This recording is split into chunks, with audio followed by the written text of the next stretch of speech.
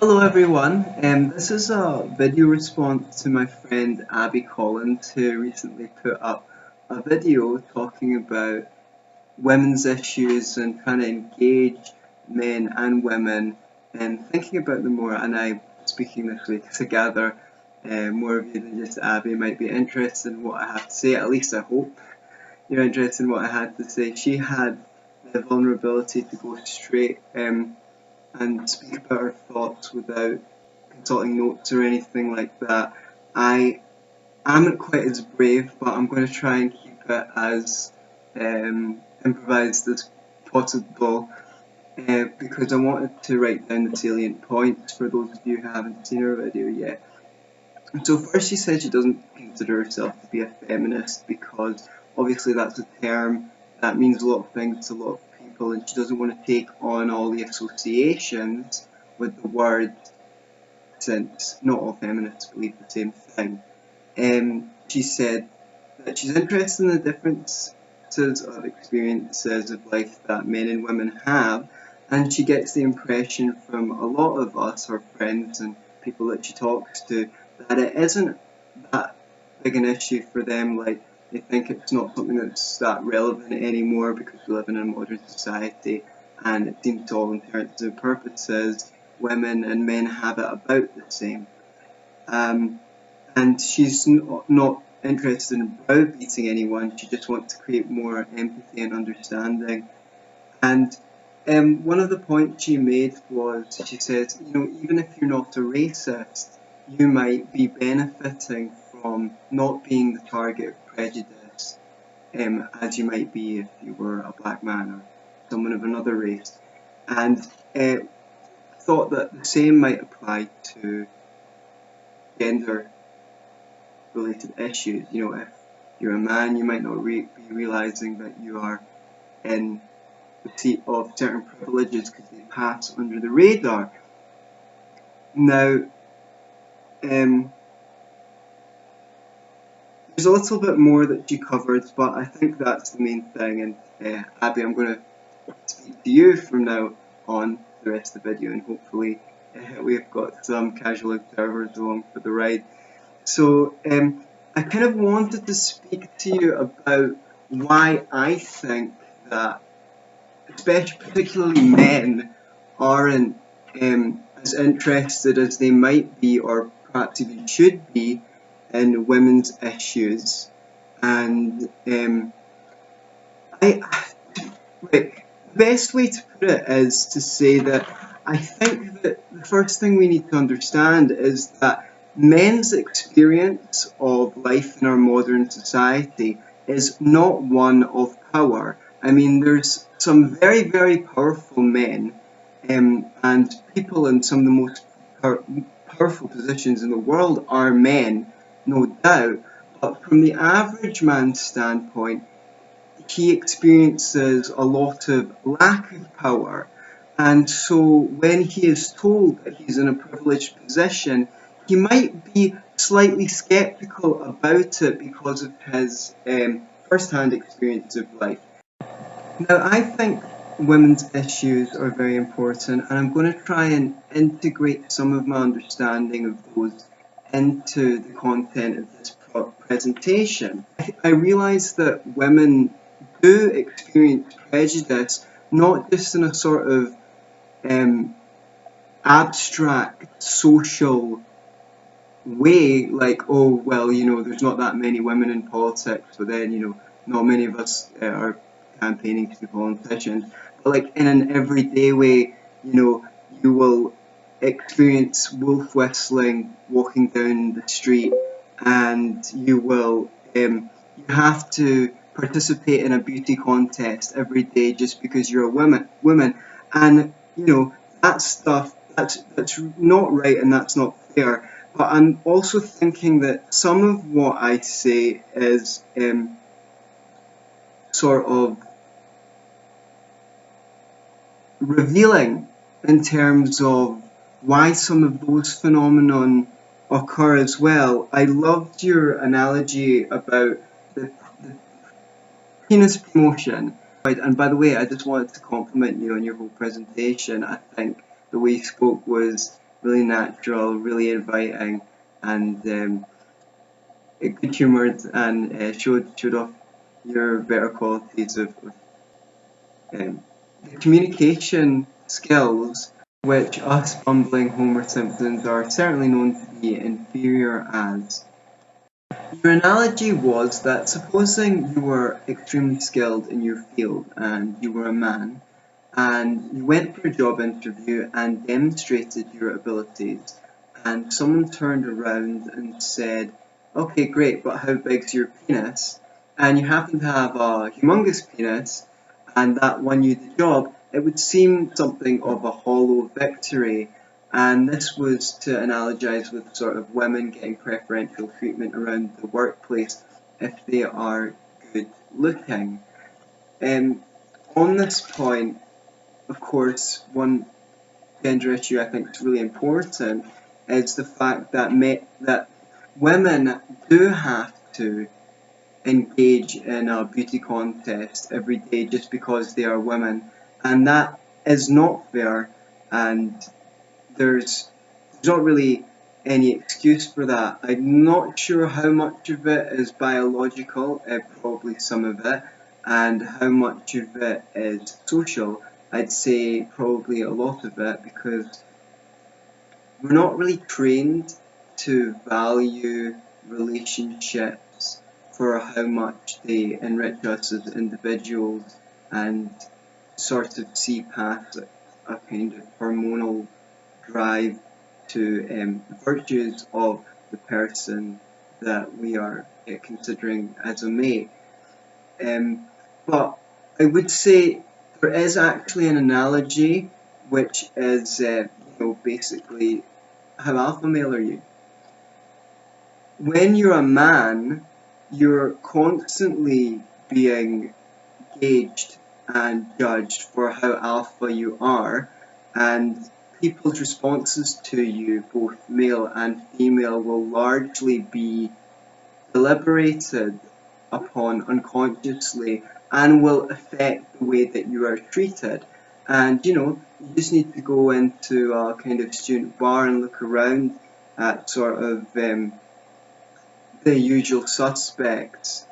There at a Tuesday night for the role-playing groups, and see how eternalized their loneliness is, and on some level you know that they're depressed because they can't hold down a girl, and they can't hold down a girl because, well, partly because of the kind of upbringing they had, and partly because they haven't done the work themselves and figured out what it takes for a man to be strong in himself and attractive to a woman.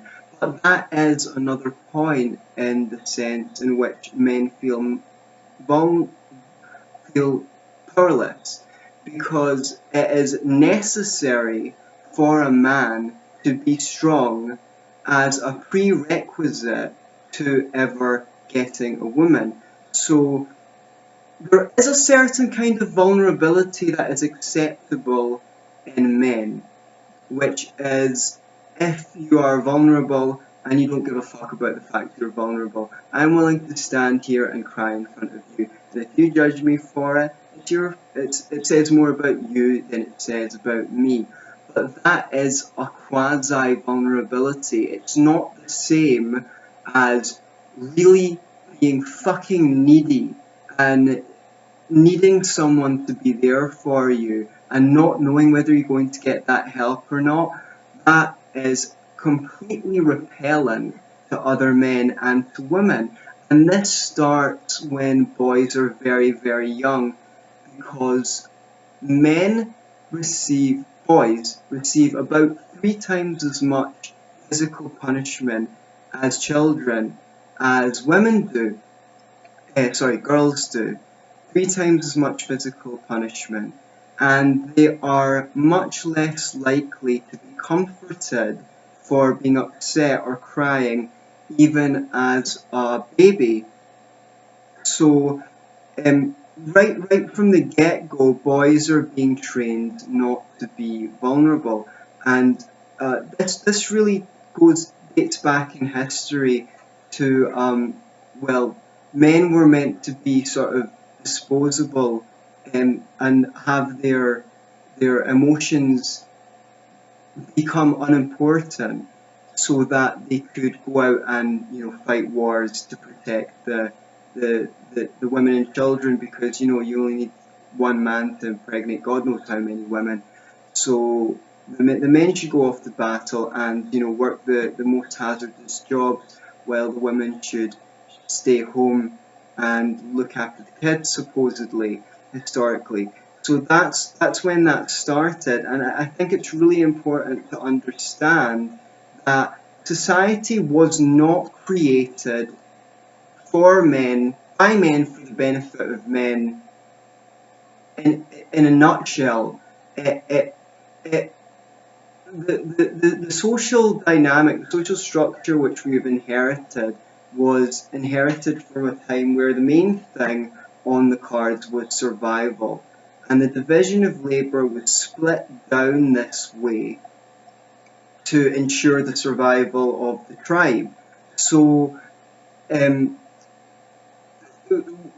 women were expected to be caregivers, and the point of a marriage was so that the woman wouldn't sleep with another man, because a man had to go out and make all the resources available to the woman and the children, because the woman is out of commission for a year or two, at least.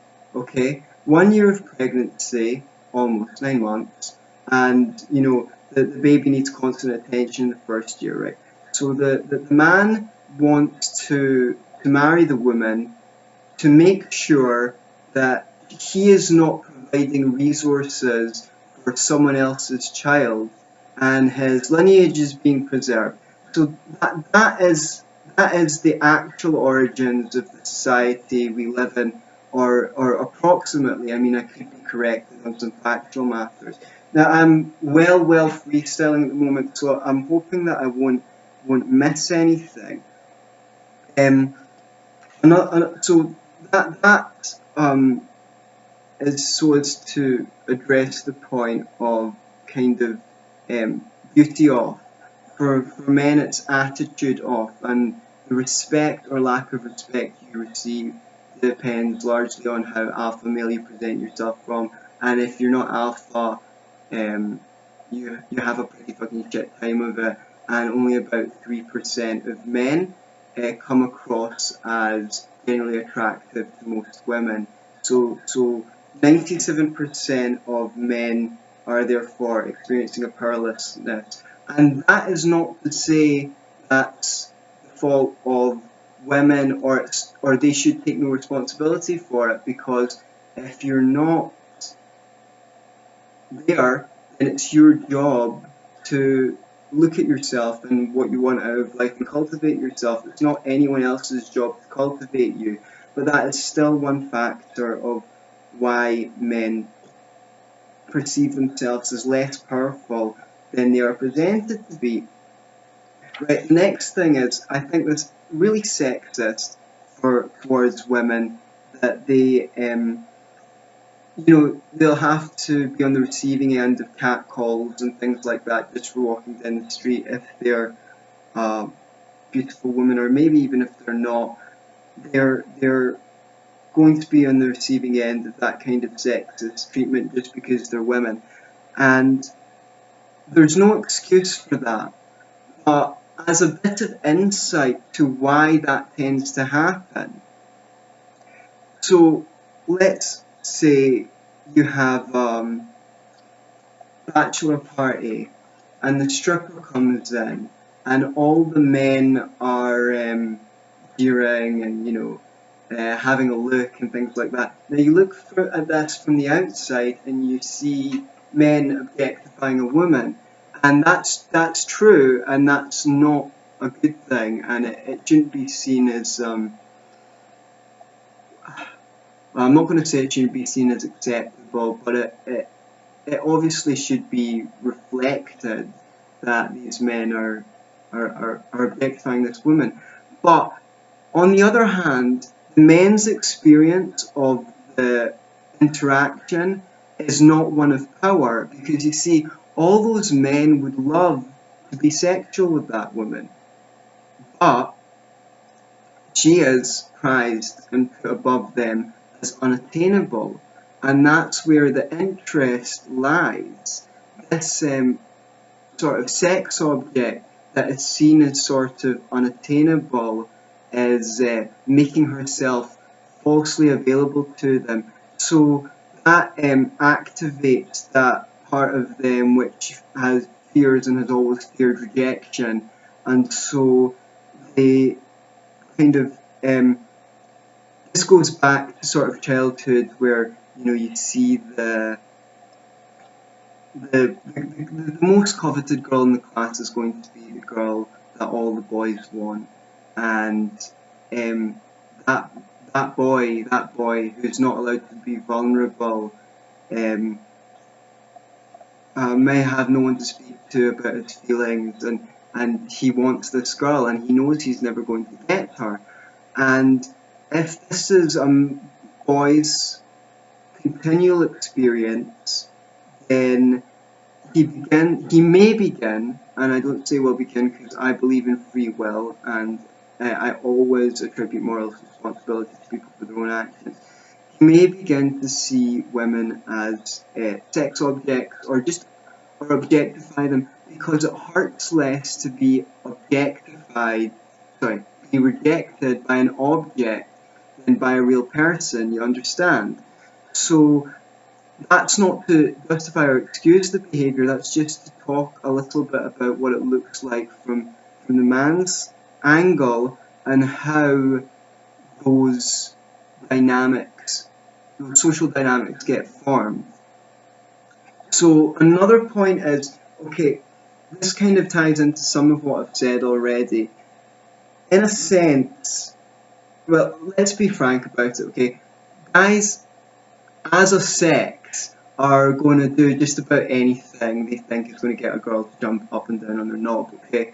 Not in individual cases, but as a sex as a whole, right? But there are no cheerleaders at emotional intelligence seminars, and lots of women still find soldiers very sexy. They still find politicians very sexy. Even serial killers get masses and masses of letters from women seeking to sleep with them, and when they're in prison, and that's well documented. And so in a way, women are the inadvertent shapers of society by their romantic preferences, right? What women choose to value in a man is going to be what men display. And, they always say power is the aphrodisiac. What this means for men, and why this ties into men feeling powerless, is from the first day you are thrown into a sports team or something like that, you are always trained to compete as a man. You may be trained to compete in sports, you may be trained to compete in war, you may be trained to compete in the workplace, and you are certainly trained to compete for the love of women.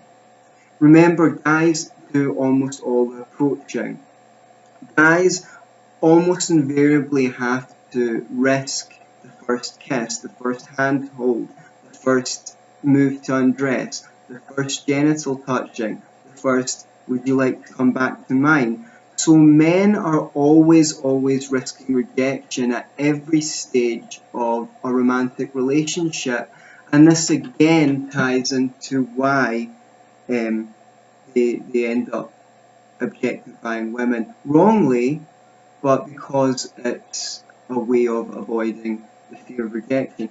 So because men are exposed constantly to the need to compete, they don't feel powerful, and that makes them skeptical about it when they're told that they're in a privileged position, because if they're not top of the heap, they're being judged for it, if not in the eyes of their peers, certainly in their own eyes.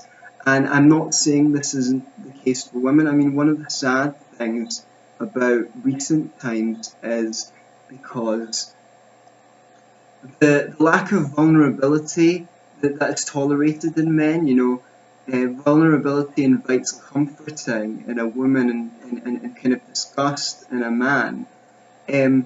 Sadly, that's more and more being imposed on women as well. So far from society saying, this is terrible.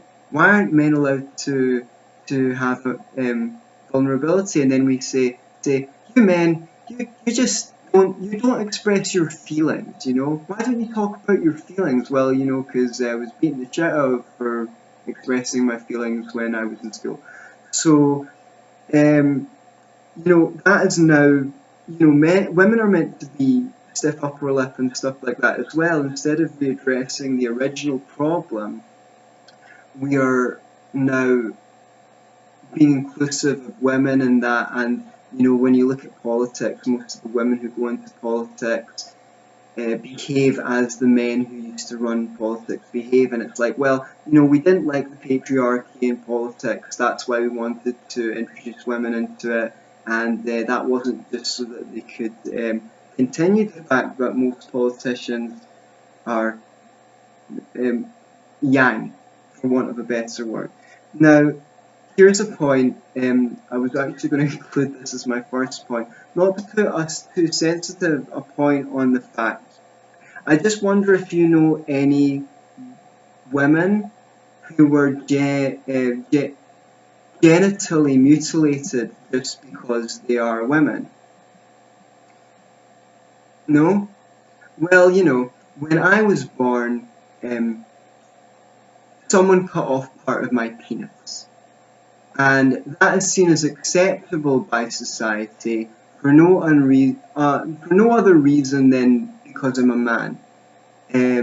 That would be considered grievous bodily harm if it was done to an adult, and that's done routinely to male children in the so-called most advanced societies.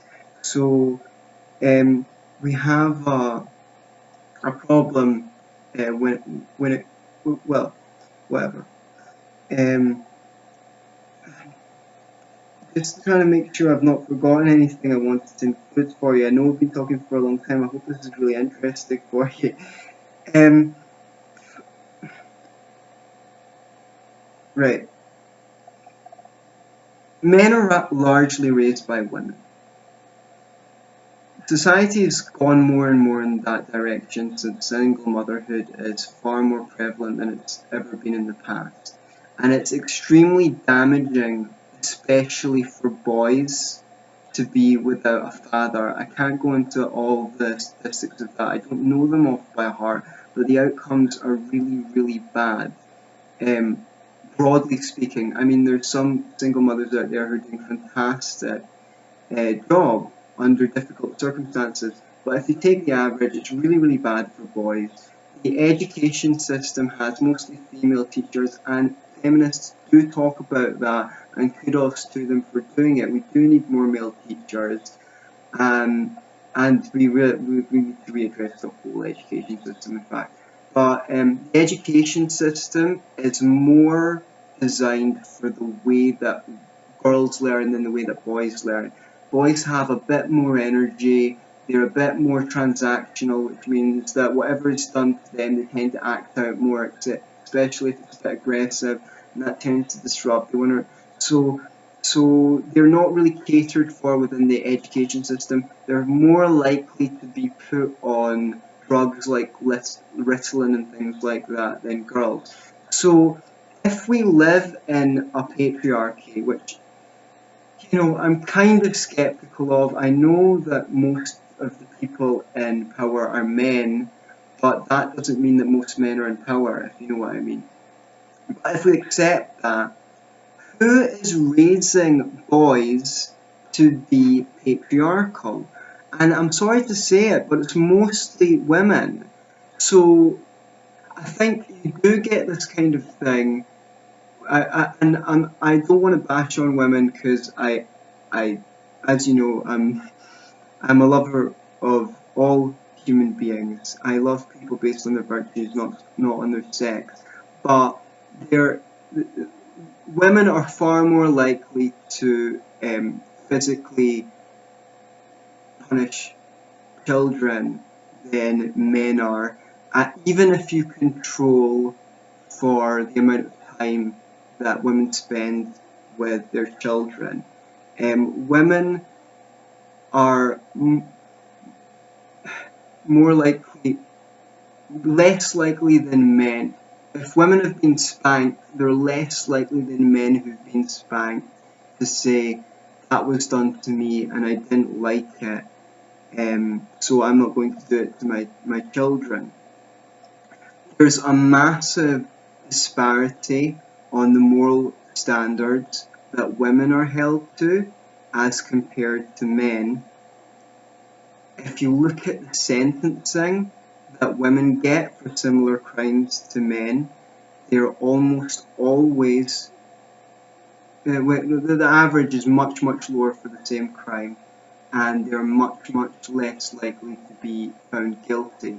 So women aren't held up to moral standards in the same way that men are, and this isn't women's fault, it's mostly men's fault, because if a woman comes under attack from a man, there's a very big urge to be the white knight in shining armour and stick up for her, even if she's in the wrong. So these are some things to think about.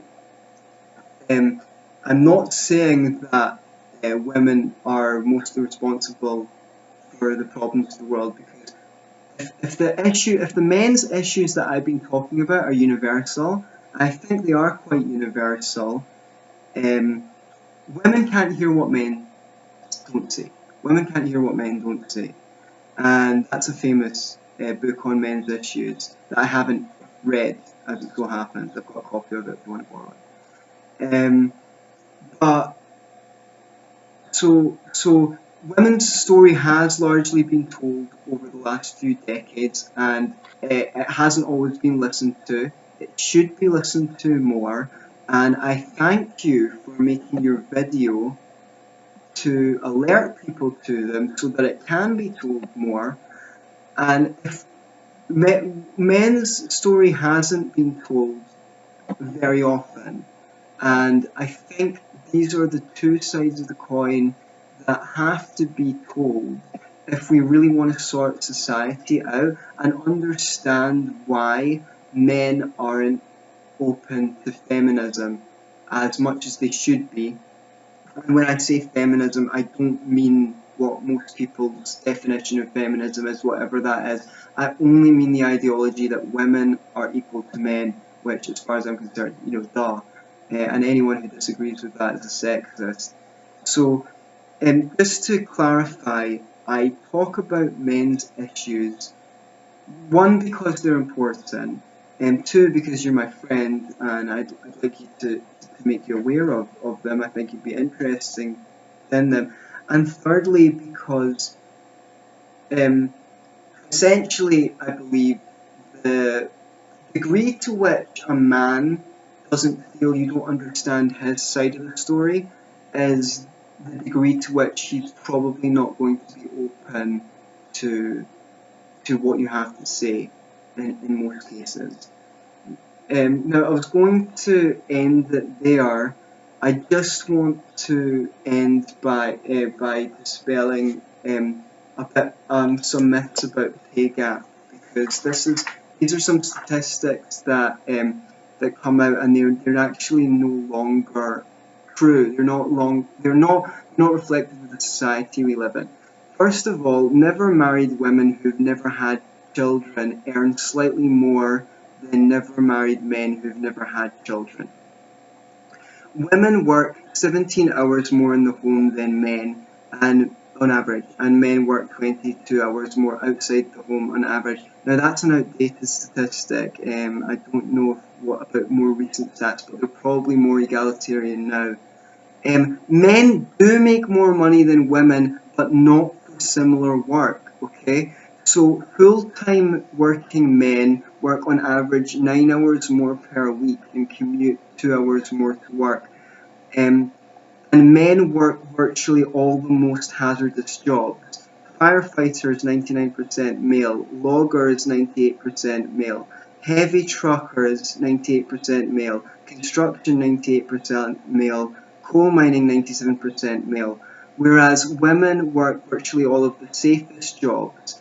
Secretary 99% female, receptionist 97% female. 94% of people who are killed at work are men. Actually, that statistic has recently come down significantly. It's still a lot more men than women who are killed at work. And that's because less men are dying. That's not because more women are dying, thank God. Okay. 24 out of 25 of the worst jobs are male dominated, like garbage collector or roofer. And men are more likely to take degrees in practical subjects that earn a higher wage than women are, which is part of the reason why men with degrees earn more than women with degrees if you just take an average, right? Another reason why men earn more than women is because women tend to have a better work-life balance than men, and men should be learning this from women. That is to say, when a woman's income gets to about $500,000, she tends not to chase promotions as often as men do. She'd rather spend more time with her friends and family on average, and to be quite honest, men should be taking a leaf out of women's book in that respect, because there's more to life than work.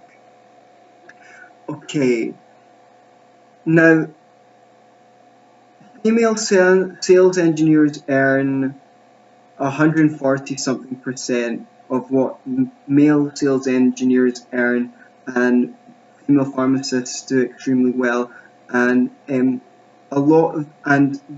women who are career women and work the same hours as men do tend to get executive positions more quickly than men do. Maybe it's sexist, maybe it's because the people promoting them prefer to promote women than men because they're beautiful, and they hope they'll get in their pants, but that's a fact. But what's tipped to be the reason why women do so well is because they on average have excellent communication skills compared to men.